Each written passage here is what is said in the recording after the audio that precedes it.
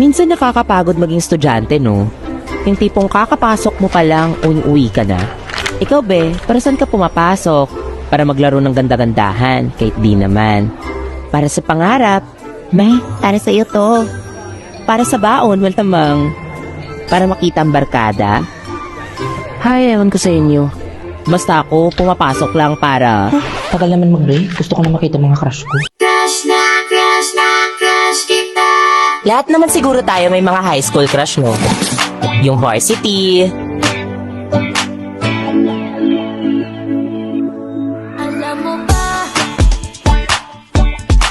na-crush ko siya. Yung Mr. Intrams. Alam ko na sa akin siya'y magpagpili. Yung smart guy. Yung tipong nagpapatulak ka sa kantin.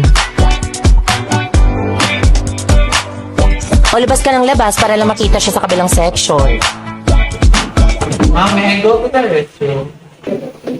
Good morning, everyone. My name is Buknoy.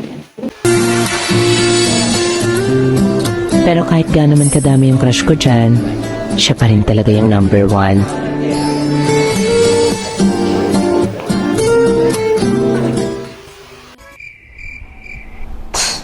Weirdos.